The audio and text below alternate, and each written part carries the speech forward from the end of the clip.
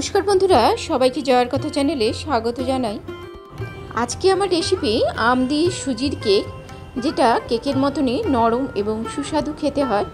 ভিন্ন স্বাদের এই আম ও সুজির কেক কিন্তু খুব সহজেই এবং খুব কম সময়ে বানিয়ে ফেলা যায়। আম ও সুজির কেকের জন্য এখানে আমি একটা বড় সাইজের ল্যাংড়া আম নিয়েছি, যেটাকে আমি ছাড়িয়ে এইভাবে আমের পাল্পটা বের করে নিয়েছি। এখন এই আমের পাল্পটা আমি মিক্সির মধ্যে নিয়ে নিলাম। আর এখানে আমি দিয়ে দিলাম 100 গ্রাম সুজি, অর্থাৎ এই 200 গ্রাম প্যাকেটের আমি আধা সুজি এখানে ব্যবহার করছি। আর দিয়ে দিলাম ছোট এক প্যাকেট মিল্ক পাউডার, এখানে এটা 21 গ্রাম আছে। এখন এখানে আমার মনে হচ্ছে জারটা ছোট হয়ে যাবে, তাই আমি মিক্সিং জারটা চেঞ্জ করে একটু বড় জার নিয়ে নিলাম। ছোট জারটা যেহেতু সবসময় হাতের কাছে বের করা থাকে, ভেবেছিলাম এতেই আমি কাজটা সেরে নেব, কিন্তু এখন দেখছি এটা ছোট হয়ে যাবে। যাই হোক, আমি একটা বড় জারে সব কিছু ট্রান্সফার করে নিয়েছি। আর এখানে আমি 10 চামচ চিনি দিয়ে দিলাম, আর দিয়ে দিলাম হাফ কাপ মতন নর্মাল টেম্পারেচারে রাখা দুধ, আর দিয়ে দিলাম একটা ছোট সাদা এলাচ। একটাই এলাচ দিলাম, কারণ বেশি দিলে আমের গন্ধটা আর পাওয়া যাবে না।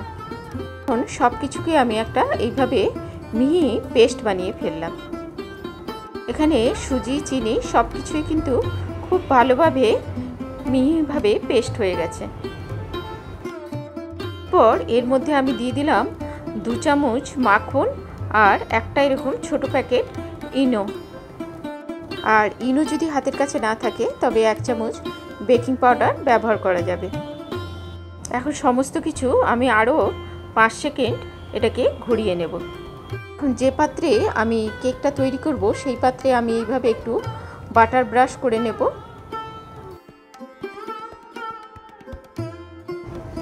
ভালোভাবে বাটার ব্রাশ করে নেওয়ার পরে আম আর সুজির যে আমি পেস্টটা তৈরি করেছিলাম সেটা এখন এই মোল্ডের মধ্যে ঢেলে দেব। একটু ট্যাপ করে বা নাড়িয়ে নিয়ে সমস্ত মিশ্রণটা সমান করে এইভাবে সেট করে নেওয়ার পরে উপর থেকে আমি কিছু ড্রাই ফ্রুটসের টুকরো ছড়িয়ে দিলাম।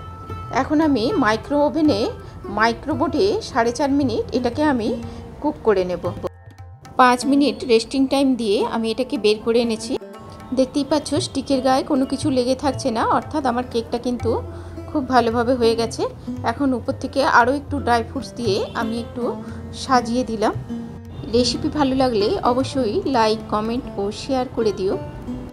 একটু অন্য রকমের কেক খেতে চাইলে অবশ্যই এই রেসিপি ট্রাই করো। কেকটা আধ ঘন্টা মতন ঠান্ডা হওয়ার পরে দেখো আমি প্লেট উপরে উল্টে এটাকে আমি উল্টে নিলাম, এবং আবার একবার প্লেট দিয়ে উল্টে এটাকে আমি আবার সোজা করে নিলাম। এখন আমি এটাকে কেটে দেখাচ্ছি এটা কতটা সফট হয়েছে।